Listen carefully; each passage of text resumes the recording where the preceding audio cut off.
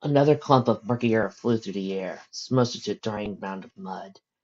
The pile of shoveled dirt had grown to the size of 5 ponies, massing by one boiler. If this a conveyor belt line, slaves inside the shaft handed dirt from one body to the next. Constantly, the muddy shoals moved the ditties into the mound's impressively increasing size.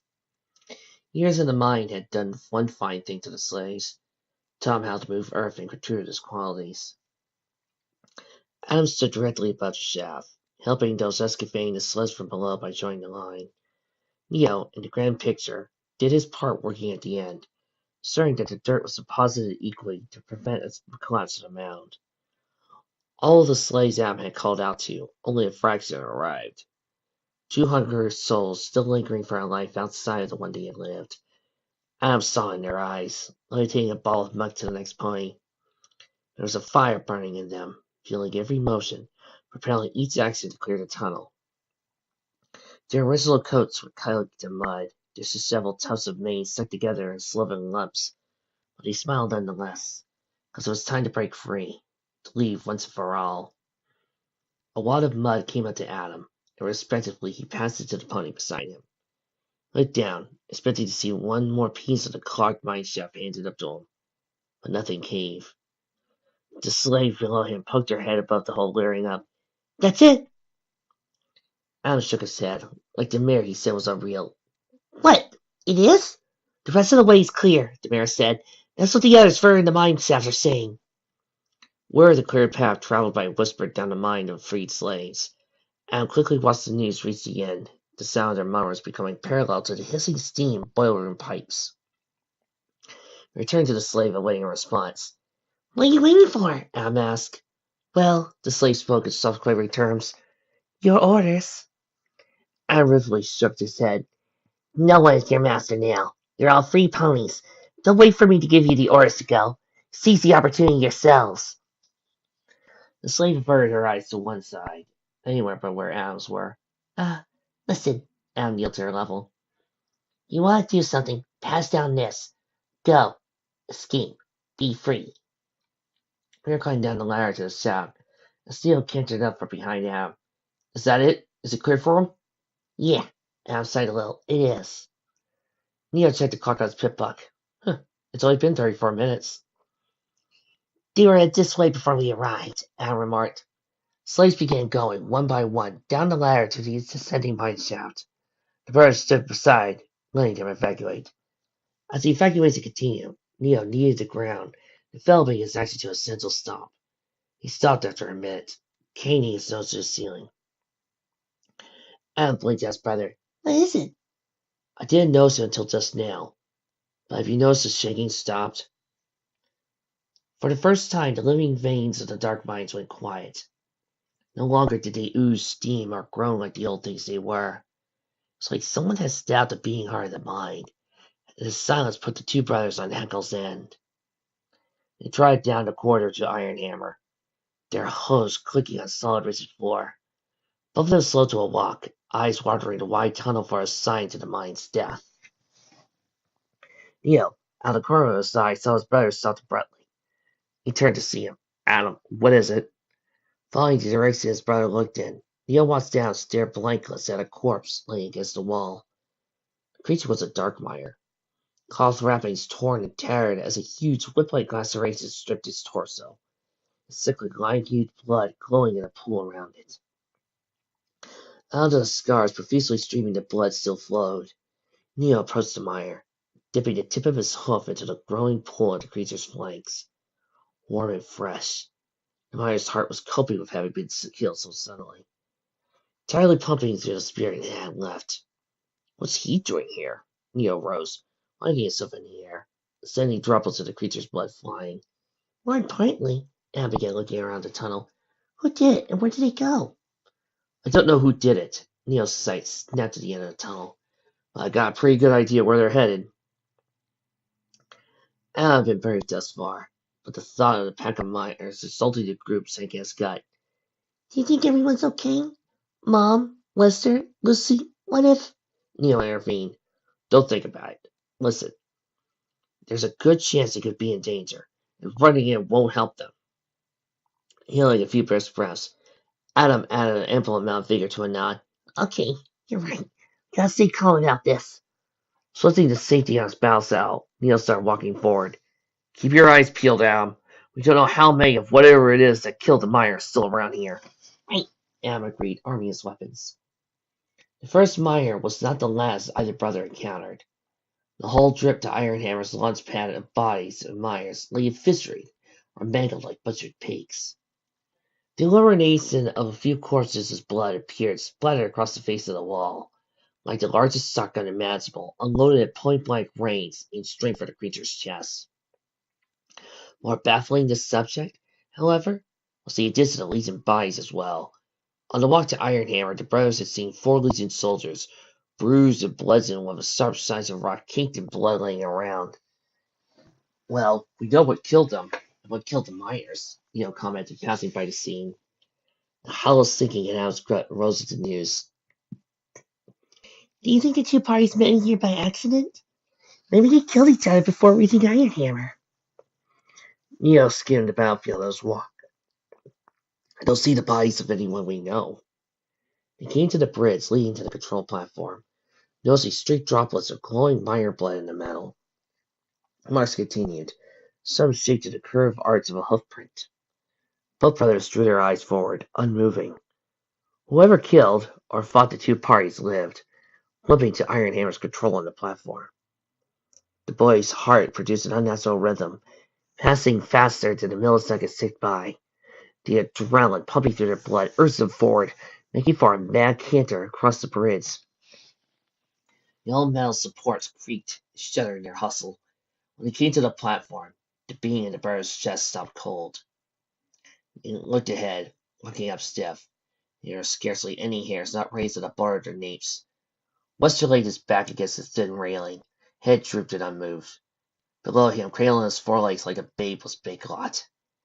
The iron stallion was marked in dents, gray jagged scars carved on plates covering his body. Big Lot had a bruise, purple and blowed like a balloon on her forehead. Allie was across from them, along with Lucy. Together, the two sat by the old storage shed by the controls. Teeth gnashed as cuts of 5 slashes trailed at the mare's necks. Lucy, however, lay limp like a puppet next to Allie. Allie shouted, a voice echoing through the entire chamber. Neil! Adam! Run! The boy's eyes befell the controls. Where sitting on his haunches was Vladimir. He supported his weight on folded hooves that rested atop the pommel of a Legion's sword, the tip dragging across the platform's floor.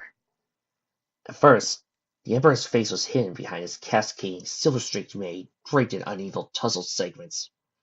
Vladimir lifted his head up, slowly, a smile with the following words. Oh, hello, boys. I'm happy you could make it. Dahlia was pinned next to him, a collar of green ore surrounding her neck. He looked down at the immobilized mare. I'm sure your mother would say something along the lines of hello, too, but she's unable to come to the phone right now. The chill in Neil's heart burned away as it slowly became fire, rage, smothering all other emotion.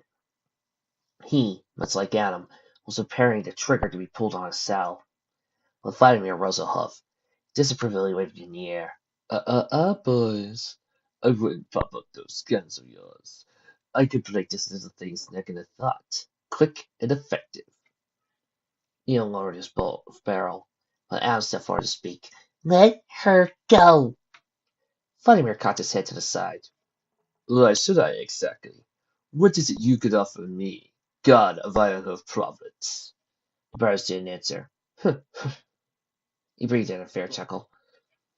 You know, a lot of things didn't go the way I planned them to. He got up, began to casually pace the area in front of the control panel with a limp in each step. First, I wanted to take care of Dahlia. That didn't happen, as you could probably tell by the heaps of dead officers.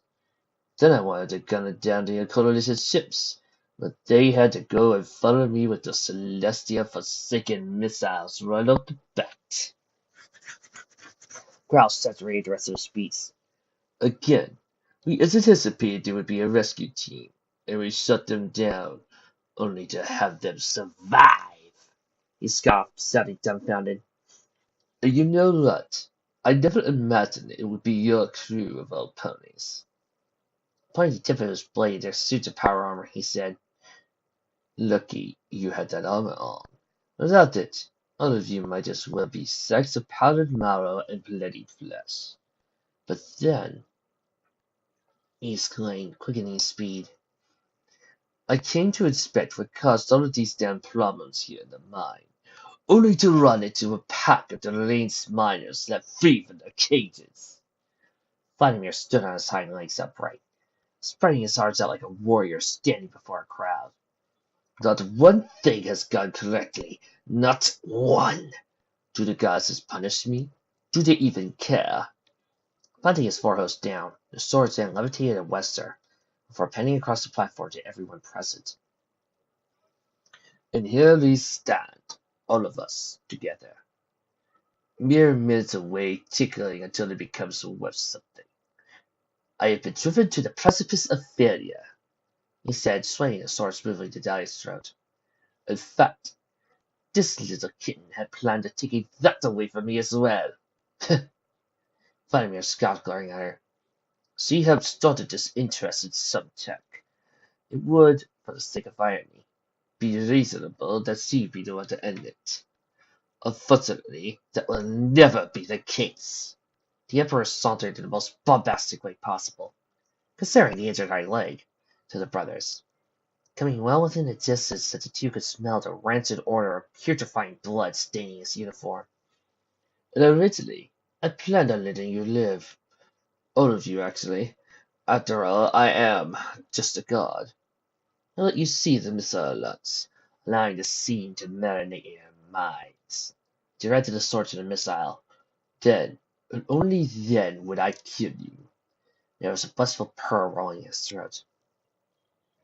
Oh, the savory emotions you would have been feeling.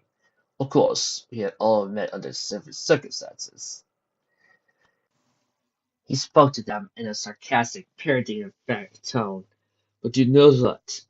I made up my mind on what I was going to do on the way here. You know what I decided? Neither brother needed to shake their heads to answer him. I decided I hate you. Spinning around back to Dahlia, he continued his peppy remarks to her. Oh, how I loathe all of you. So very much. Neil leaned over to Adam, whispering, Adam, listen to me. I have a plan. Adam snapped wide, worried eyes out. Let out, Mom. If we don't do something, Mom and everyone else here will die. We either act now or never. Adam didn't have the time to think it over, his rib hiking spilling out. What do you have in mind? I'll see if Wester can hear me. His hearing is good. Then I'll circle Vladimir, drawing his attention away. What about me? He'll take out his concentration on Mom. Then we'll take him out. So, enough of this inane matter. Vladimir turned to face Neo. Who should go first? Neo took a few steps toward him, not overstepping Vladimir's critical boundaries. Listen, we can all get out of here alive. Just let my friends and Mom go. Neo's offer made him laugh. I thought we discussed this, boy. You have no leverage, nothing to work off of. What? You think you're some great word weaver? That through your modest choice of words you could sway me to release everyone? The older brothers suddenly creeped to the right, Vladimir honing on his position. The two now circling each other like two stray dogs, ready to snap at each other. No, Neil said. I couldn't hurt to try. His lips barely moved. Neil spoke something under his breath. Lester, if you're awake, I need you to use that magic you got. Do something, anything, so long as it can take him out, even for a moment. Vladimir took a fighting stance, raising his sword to fight. It's been fun, but I'd rather finish this venture carefully, without a living crowd gathered around. I hope you don't mind. Vladimir's back was turned to Adam, and Lester was hardly moved since Neil sent his message to him. Neil didn't give Adam a sign, as the plane came swinging in like a hammer. Springing off his hind legs, Adam pounced on Vladimir's back. Neil, not long after, charged full head in a powerful tackle. The armor provided an extra push to his sprint, giving him the feeling of a steam engine unstoppably plowing to his goal. Vladimir grunted, the heavy armor pony wrapping his hose around his neck. Neo unsheathed his hoof blade, reeling in for a forward thrust. Lazy Emperor saw it, darting to the side. Thus his leg out of nothing. Neo staggered, swiping at Vladimir. The tip of the blade grazed Vladimir's foreleg. Droplets of blood dotted the floor. He seized through his teeth, bucking and wrangling furiously to remove Adam. The glowing neck collar fastened around Dahlia faded as he tumbled forward, no longer pinned to the panel. Neo saw his mother gasping like a fish out of water. Part of him wanted to reach out and help her. Panning his sights to the tussle between Vladimir and Adam, he returned to the fray. As he got at Vladimir, Neo jostled the levitating blade away, sending it flying towards the controls. Delivering a tackle that would make a linebacker envious, Neo knocked the Yipper to his side. Adam quickly rolled out, sprinting to his hooves. Neo, standing over him, took a long, power-driven sweep, slamming his hooves into Vladimir's face. Flesh rippled, bone crunched. Neo's face had turned entirely red, hot and suffused like heated iron.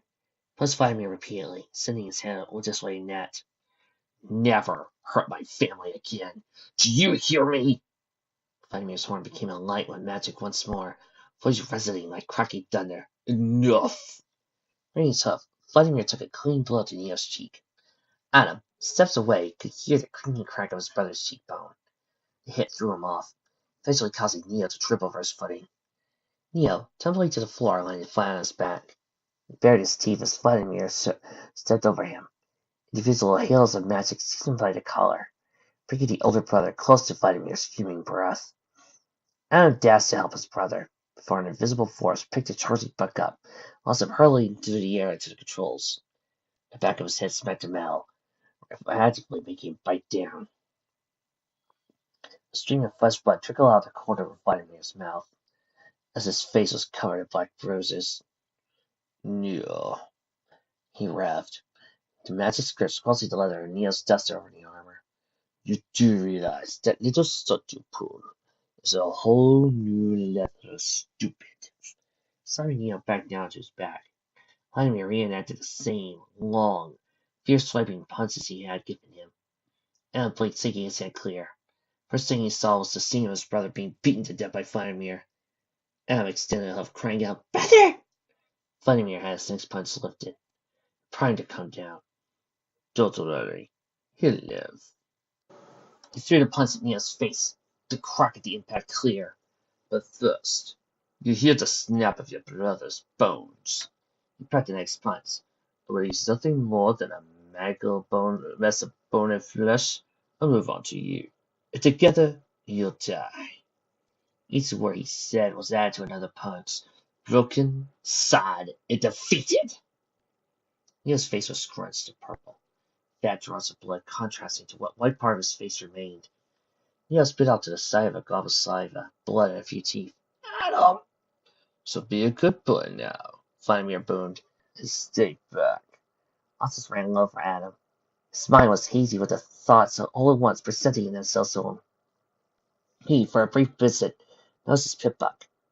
Like a flash, Adam drew his sidearm, pulling into the stats menu. The image of Vladimir's bashing his brother's face slowed to an almost still degree. Instantly, boxes listing hit percentages appeared above various sections of the attacker's body. He aimed at the head, most effective place to strike, listing a sad 15% chance of hitting. Statistics hovering over now, Vladimir's exposed sides and flank yielded better numbers raising up to 70%. He was best shot at temporarily studying him, and Adam took it.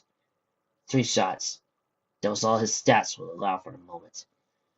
1 at the flank, 2 at the ribs. Hopefully the standard ammunition of his 4mm would puncture the armor long enough to do any damage. The gunshots echoed deeply into a trio of clanks. The first bullet soared, rippling the air around it. It soon passed Vladimir's head, while the second and third hit his ribs. Vladimir's back arched unnaturally, as he bellowed aloud at the bullet's bite. The Emperor shot his gaze at him, the eyebrows lowered in a pitching glare. Adam's gun, tyrannically suspended in the air from him, became a light in the unicorn's errancy, was briskly ejected far away from the platform's railing. Neo's attacker returned to him, flinching at the woods and inflected on his side. As Vladimir hissed, Adam collected himself, standing on all fours, nibbling light running at the Emperor. With his armor, Adam felt like a tank. A good amount of power forced into a shoulder thrust that would push Vladimir away and save his brother. But the odds were against the would-be armored pony. Vladimir heard the trumpeting patter of Adam's hooves. Rerouting his focus for the sword, the blade pointed at him and drew like an arrow to him, building momentum. Adam crossed the hooves to dodge the flying blade. The armor, played so closely together, restricted such a change in speed, traveling for the soft, unprotected space between his shoulder pad and right foreleg plot. The sword lodged itself deep once again, tossing Adam backwards against the controls. Adam shouted, a searing pain lacing through him. Neo, shaking and coughing, heard the sound, drawing strained attention to him. Adam! Dahlia crawled to her side, using both palms on the pommel to remove the blade. Adam cried out in pain again, sending a nipping shiver down her spine. The sword dropped to the floor. Blood painted the top blade. Adam's blood. She bared her sleeve and yanked hard, ripping a line of fabric off her coat. Dahlia used a roughly configured rag, applying pressure to Adam's wound. Trying to find her, she called out to him, tears pulling in distressing eyes. Vladimir, stop this! It's not you! You have to fight it, please! Vladimir seized Neo by the collar again, picking at the stallion's limp-hanging head, gasping for air. I'm afraid your son asked for it, Dahlia, and I'll get much worse here in a moment. Adam's voice wilted as the pain continued to persist. Look. Oh, look at her son. You know the blade. Crystal Aura unicorn magic increased the weapon. Shooting a glance at Wester, Dahlia saw the Guardian's horn aglow. The blade flowed, spinning to Vladimir's direction. I have a philosophy of Vladimir's throat. The blade flew until thwack! Buried a corner of the blade in Vladimir's leg, foregoing the armor, passing it entirely. The Emperor howled, stumbling backwards, holding his stabbed leg. Adam's limbs felt like red cedar logs as he rose. Dahlia, with his hoof on his back, pleaded, Adam, what are you doing? You can't fight. I have to save my brother. Adam murmured, he needs me. Vladimir roared like a beast. Lips peeled back into a deranged smile. He overlooked Neo, his previous victim, and a substitute for Adam.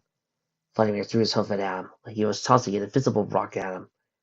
A wave, comparable to a gust of hurricane wind, swept through his sister, flinging him back. Adam's back hit the panel harder than it had before, hammering out the wings of his lungs. He landed on his stomach, coughing out dry, leaking remnants of the oxygen in his chest. Few items jostled in the chaos, fell out of Adam's open saddlebags behind him.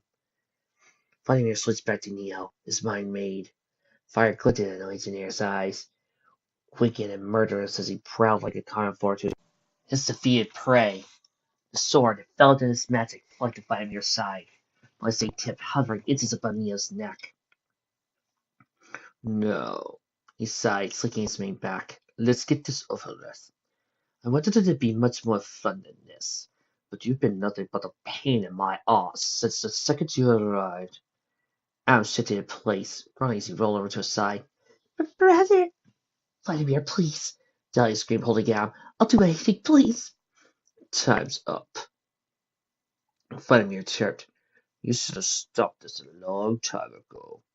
Allie begged, Neo, you had to fight him. Please get up. As Aka came out, muttered, No, Red, please.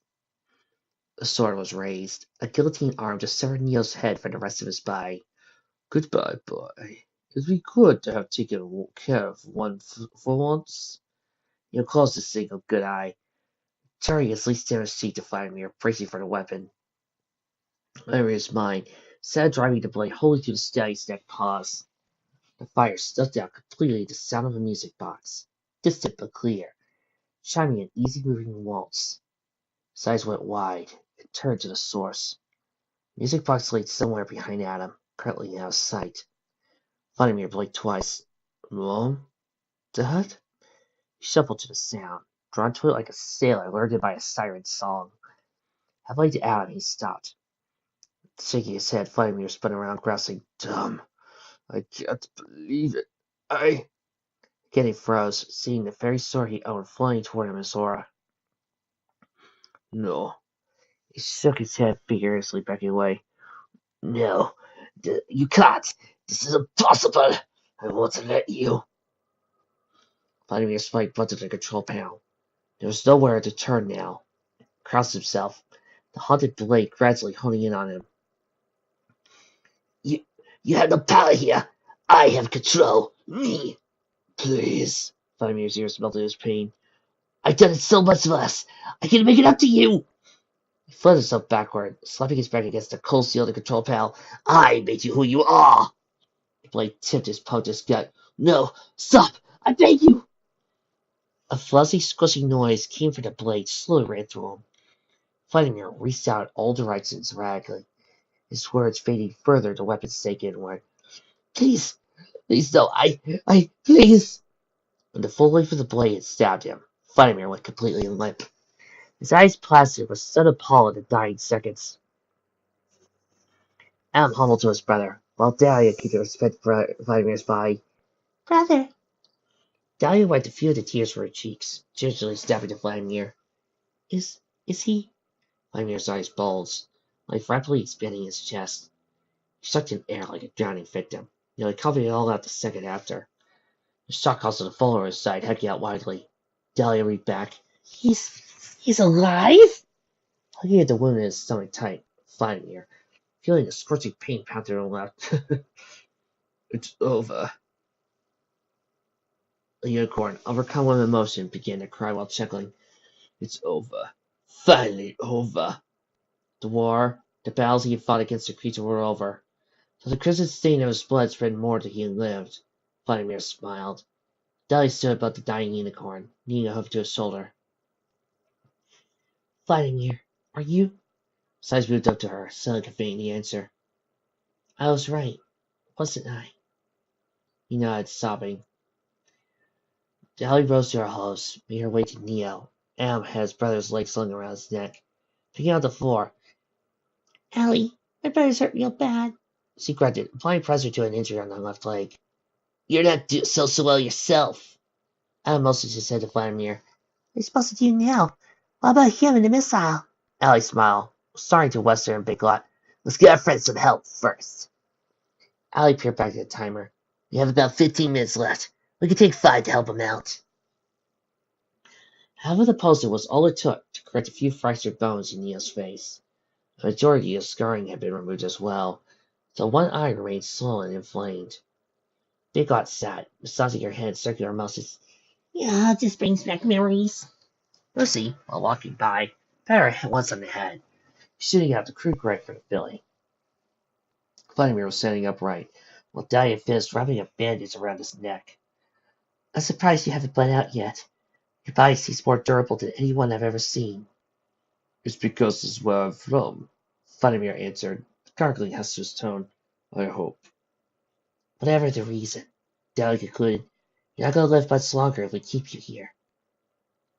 Neil and Adam walked to Vladimir, listening in onto the two's conversation. He gulped, sounding sincere. I'm not leaving. What do you mean? Dahlia said, tying off the wrappings. I'm not leaving, he repeated. I can't leave. Why not? Dahlia asked. You can't make it out alive. Vladimir folded his host, staring the mirror in his eyes. Well, I ask, is there a place for me in the new world? In a world I try to destroy, a place I try to take by force. He sat quiet, listening to Venice. How could I walk in towns uncontrolled, or stroll through cities I've had under my hoof for decades, only to cause them nothing but horror and suffering? How could I do that without feeling the crippling sense of regret? Dahlia cared. None of it was your fault, not one bit. It was my fault, Vladimir said. I may not have thought of all those cruel ideas, but I let them happen. I was convinced it was the correct way. So yes, he stated, it is all my fault. No matter how else I try, I'll always be running. From my past, from the thing that had me. What life is that to live, Dahlia? Nia's jaw, still sovereign being, ached as he nudged the iron hammer. What about the missile? Vladimir sighed. I'll destroy it. How? Adam wondered, eyeing the weapon up and down. I'll detonate it in here, inside the mine. The mountain should hold the blast, but the city and outside and the mine itself will be gone. Neo added, you sound like you know this will work. How can you be so sure? especially with a missile that big. Trust me, Vladimir forced a brief smile. I've been thinking of ways to destroy that monstrosity for days now. Can you do it, though? Al strained a huff to the medical work done to protect his stomach, considering your persistence physically. I can, Vladimir confirmed. I'll set the missile to go off at the end of the countdown. By then, you should all be out of here. He took a gander at Ironhammer's clunky talk. We only have 9 minutes left. It took Adam and I a good 10 minutes just to get to one of the boiler rooms. Let me retire, Huff and Splice said, Vladimir said. And hopefully they didn't remove the spare supply cart we used for transferring Zensorm ore. Adam looked over his shoulder. Do you think we'll fit? Ask your pilot, Vladimir replied. Daddy spoke tenderly. Boys, how about you get Lucy in the air to make sure the cart will work for us? I want to say a few last things to Vladimir before I go. Adam blinked, completely silent in disbelief. Once the thought process, he shook his head. Oh, okay, brother. Neo nodded. Together the brothers made their way to the shed. Dahlia watched long enough to catch them, calling the others out together with them. Dahlia, Vladimir's words came out smooth and endearing. I know what this is about. No, she turned to look at him. Why don't you come with us? I understand why you might think it's wrong, but you don't need to die like this. He smiled warmly, melting at defenses. Dahlia, Pressing a dangling piece of her mane to his side, he cooed. let me have this. Just for once in my life. Let me correct the mistake I've made. Please. Dahlia's lower lip puckered. He could feel the tears collecting in the corners of her eyes. Vladimir. He elevated her chin so her eyes could remain locked. Live well with your sons. From the moment I saw them in Ironhoof, I knew they were special. Please, let me secure a future for them. For their children in this terrible world. Can you do that for me? He asked. Her eyes darted in various directions, searching for another reason to take him. I. Please. She sighed, the last tear slithering down her chin. I can. Having wheeled the cart to the middle section of the platform, Lucy finished circling it for the seventh time. Her head bowed chromatically as the mare counted for damage and wear. She stopped at the front.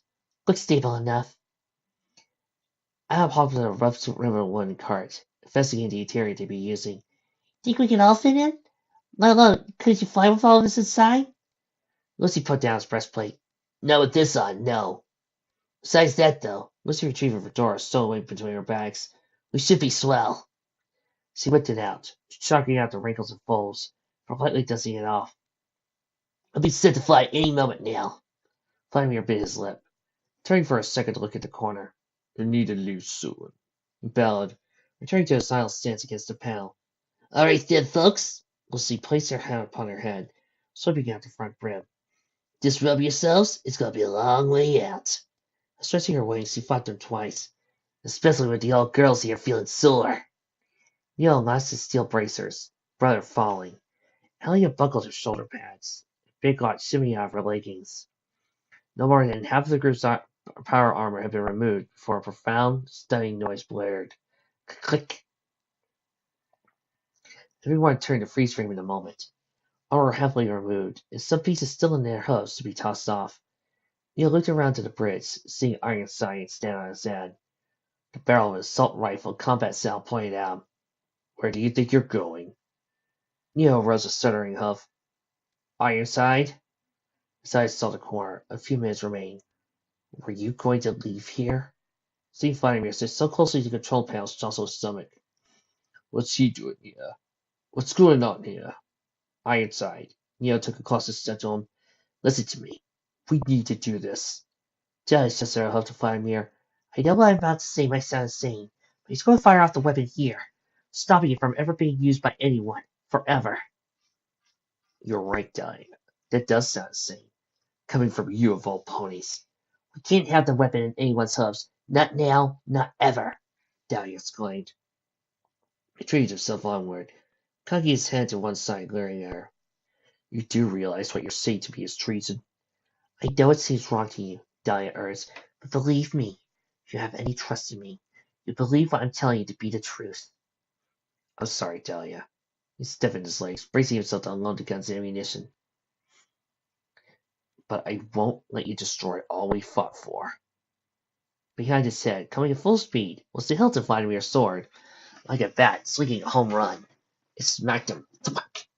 Ironside coughed out the breath he had held while aiming, his belly a sore oomph. Falling on weak, buckling knees, his eyes rolled back as his consciousness escaped him. Then, planting his cheek on the floor, he tipped onto the side. Peacock stood behind him. The blade's head sandwiched between her hooves. You don't have time for this crap! She yelled, dropping the sword. Yo's words were jumbled together. Okay then. Tefili huffed, ripping off her chest plate, slamming it to the ground. Now get out of here before this whole place explodes! Well, she snapped the last buckle on the car around her. Everyone set? Bits of armor plates littered the platform. Oxygen tanks and red pressure tubes among the detached battle cells.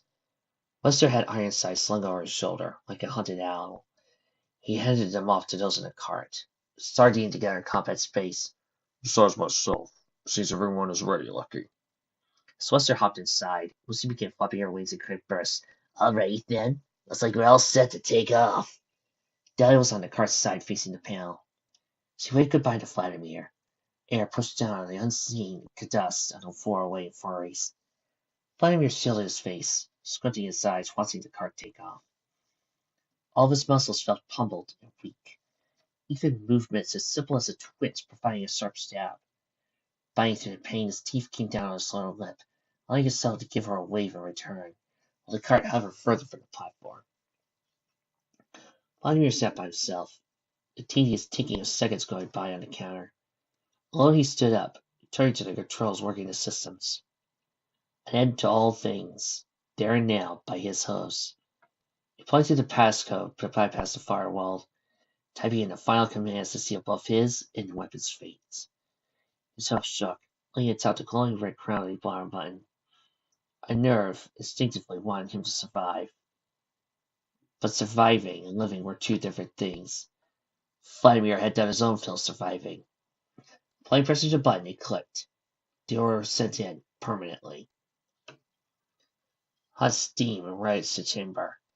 Vents located at the bottom of Iron Hammer's central exhaust engine spewed swarms of vapor.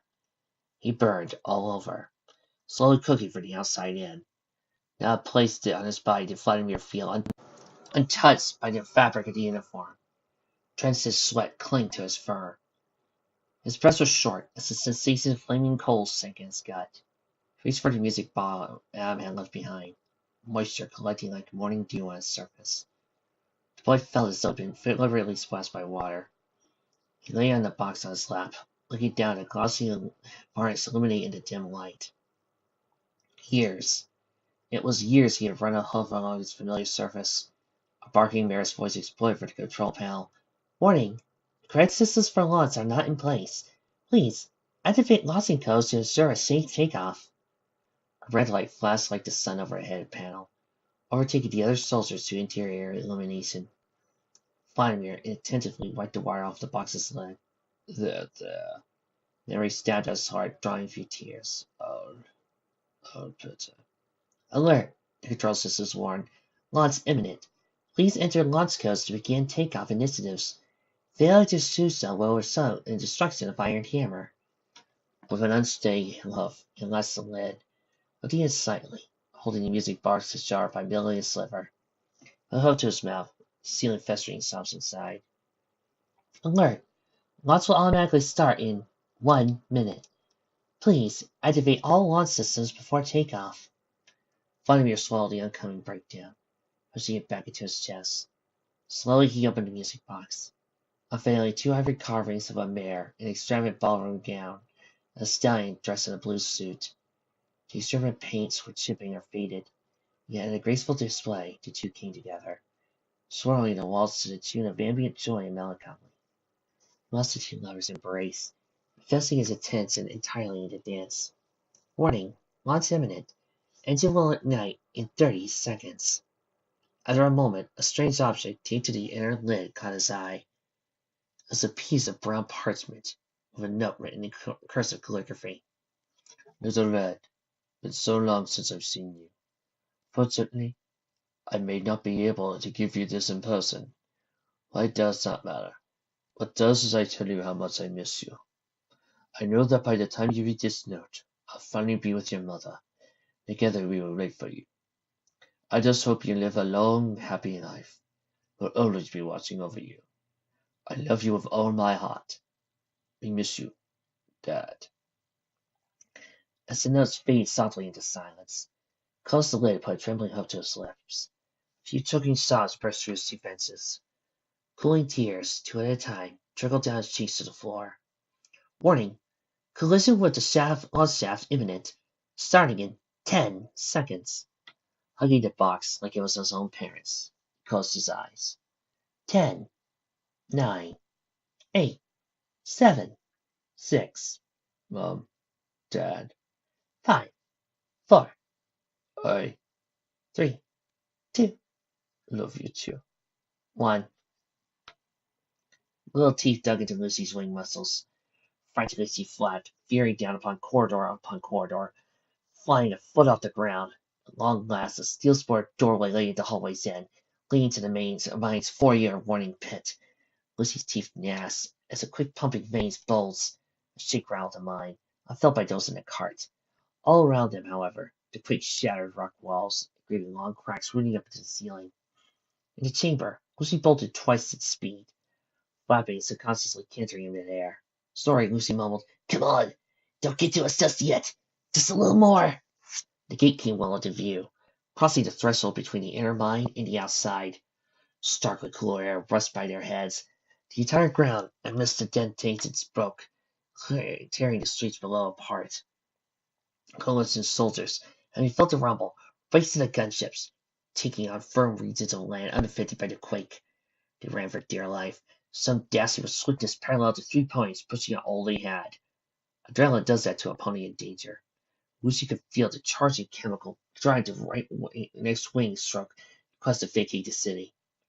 Geysers of white surly steam towering 10 ponies high erupted from the ever-widening crevasses in the asphalt. Ships, already loaded with soldiers, soared beside her, more during the ferry as he flew. Skeletons of old charred buildings succumbed to the trembling earth. Beams snapping, metal grinding upon metal in a chill, wind-inducing wail. Gracefully the skyscrapers swayed, at the mercy of their falling supports, until, at their bases, everything fell. Like gaudy trees sliced at their bottom, the buildings slashed the ash and smog, dropping to the lower city. Anna looked back at the mountain, watching the city crumble on one massive structure at a time. Lucy's long rhythm of flapping faltered. The cart shook like a whip, as she gradually descended into the open land, with nothing but rolling hills in all directions. A few gunships had touched down in the same vicinity. A few curious soldiers emerging from the loading ramps. Coming to a landing, Lucy flapped her wings 3 times, bringing her car to a slow. A twister dusted into her kicked up her gusts, while she got two smaller gunships. A few coalition soldiers, spotting them out, rushed to the group's aid. When Lucy's hooves touched stable earth, her rest of her legs caved into burning fatigue. The mare's tongue inflated as she puffed to ride toward Breast, grating her throat like a skyscraper. She laid her head flat on the ground, rubbed hard into the cart still propped up in the air. Are we safe? One coalition unicorn, unhinging a wagon, nodded. Yeah, we're safe at a distance from the mine. Good. Lucy shut her eyes. I'm not going to fucking fly anymore. Another soldier helped those inside hop out of the wagon one at a time. The mountain in the distance gurgled and thundered like some frightening storm out of sight. Adam leapt onto the ground hard, helping his brother afterward. Neil, having exited the cart, broke out a hearty guffaw. We did it. We really did it. Adam bounded onto him, wrapping his brother in a grisly hug. We did it! We did it! The unicorn helped Lucy, levitated Ironside's unconscious body in a quickly pouring aurora. What happened to the captain? Ellie rubbed the curls behind her head. Well, Ironside found us, and on the way we got hit with a pretty bad rock.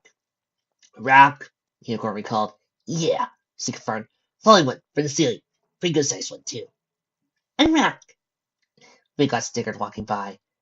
Brothers, feeling the planet quake another time, watched at the top of the nearest hill, looked at the faraway mountain. Flows of billowing steam ascended out the fractured rock in his face. Dahlia ambled between them, partaking of viewing the extensive vista. It's over, boys. It's finally over. Mom? Adam asked. What do you think's gonna happen to the mountain? She grabbed a hoof on her shoulder, pointing to her. Let's find out. The snow-capped peak of the mountain imploded, sinking into itself. Like an active volcano, a rush of rock and fire enriched the gray sky in a bleeding crimson hue.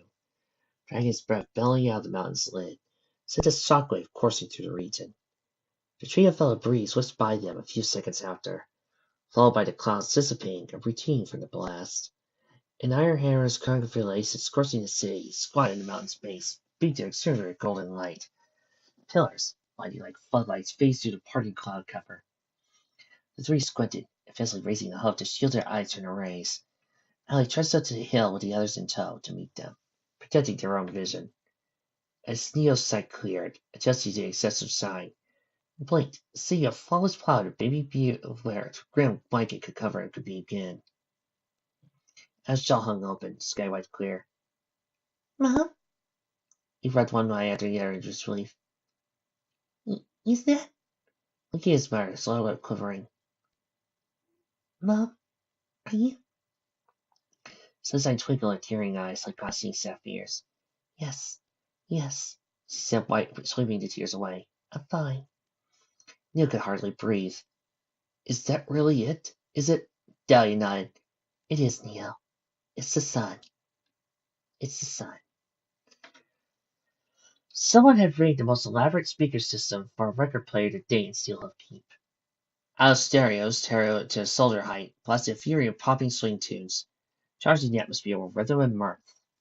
The tables in the cafeteria were cleared aside, leaving a wide dance floor for thousands to move. Pairs of ponies in celebration took one swirling under the other moves. Others sat around the chairs laid outside the border of the dance space, watching, clapping, and smiling. A few soldiers too injured to partake in the dance dapped their hosts to the beating drums and nodded their heads to the songs. Neil walked outside the celebration to the hallway. Dozens of bloody linens wrapped over his wounds sustained in the fight.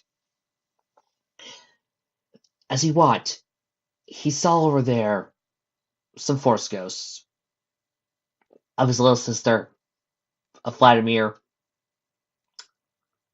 of that one mayor from Art Cannon, you know the one I'm talking about, and Hayden Christensen. Having traveled away down the hall, Adam charged in behind him, calling out when, Brother, where are you going? Neil paused, turned to meet his brother, Adam. Adam slowed himself, huffing. Brother, he said, motioning his head back to celebration. Aren't you going to stay for the party?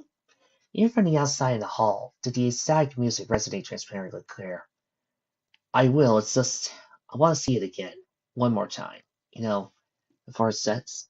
Oh, Adam looked behind him, like he must have wanted to dance floor.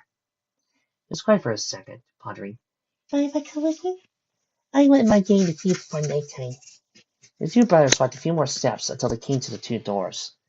A gentle nudge, they parted, exposing a pleasant little cobblestone balcony overlooking a wide expanse of wasteland territory. Half the sun rested behind the waving hills in the distance. The sky tinged with bleeding magenta, frosting in lean transparent clouds as they left by the blast of deep crimson. As the first sunset, above guarded its majesty. Wow. His sight stretched the limits of Neil's cheek knuckles. It's one thing to read about. Yeah, Adam nodded. There is something. A little hard to believe it's over, Neil said. Yeah, after about 3 months, I'm kind of shocked too. I wonder what'll happen now, brother. Most of the Legion's forces caught in the city. The leader's dead. Think they'll get together? Try to retaliate the best they can? Nah. Lucy's voice needed from the doors. At best, they'll be bickering too much on who should run the dying army. What's left of it, anyway. Neil faced her. Lucy, what are you doing out here? What's it look like? She smirked. Looking for you two bozos. Why did you stay for the party? Her question spurred a hearty chuckle inside Neil's chest. For the once-in-a-lifetime view, of course. Of course, Lucy scoffed, making her way to the balcony railing. Lucy stared out at the sunset. Your mom's coming up, so's your dad. I give you a fair warning. Won't be long before more follow. Al laughed. Guess we'll have to keep the whole keep out here, huh? Seems like it. Lucy hopped down from the rail, trying to the doors. Ironside's gonna wake up soon. Probably gonna need someone to let him know it's over. Is it gonna be okay? Anne wondered, as Lucy stopped at the doors to answer him. She shook her head, braying. He'll be fine. Royally pissed, but fine. Pegasus poked her snout out the door in a moment. Well, okay, looks like it's my time to split. Pushing the door ajar, she looked over her shoulder at you. Don't stay too long out here. You really shouldn't miss out too much on the fun. The instant Lucy found Kenny in the balcony, Dahlia and Rona came to her together. Dahlia paused in the doorway.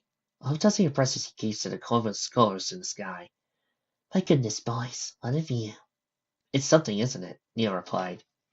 Rona strolled to the rail, whistling impressively. I haven't seen a sunset like that since Neil was a babe. So, Dahlia concluded, everyone's going to wonder where you two went off to soon. Rona nodded. That little one, Big Lot. He already wants to know where Adam went off to. A word fuzzed down his heart. She's sweet. Anna blinked, without coming to him. What's going to happen to her? When the Lee's in exile here, what's next? Well, Dahlia began factually, I heard she's going to be put back on the border as the new captain there. Roy interjected. Of course. Miss Luck and that Almond Club are going to stay a week or two with them, just to be sure. Four of them swayed their gaze to the bronze, beaming disk in the horizon. You for a second saw his entire family, happy and together. We're all here. The statement perked down his ears. What? We're all here, Nia repeated. Our family. Dahlia jumped up on her hind legs, spreading her arms out wide to swoop all three stallions in a massive group embrace. And nothing, not the wastelands, nor wars could keep us apart. Em giggled, putting a hoof around her. Love you too, Mom. The family, together, directed their attention to the sun. All but the star's top protruded on the distant hills. The world was shaded a deep hue of purple, transitioning into nightfall. While the curtain of dark fell, they watched the burning aura vanish completely. Nighttime soon approaching. Footnote: Max level reached. New perk. Older brother. All the stats for your next game are increased by 5. You'll also have access to a variety of new and diverse perks. Don't wait too long. Next adventure awaits. Footnote: Level up. New perk. Little brother. You've reached the maximum level. All the stats for your next game are increased by 5. You also have access to a variety of new diverse perks. Don't wait too long. The next adventure awaits. Oh, by the way, narrator for Fanfic Fridays, I'm so glad you decided to do the whole entire new perk thing. That wasn't me. Well, if that wasn't me, then who was it? Hi, remember me? I'm Little Pip. Guest starring Little Pip, people. Applause. Stay tuned for the epilogue.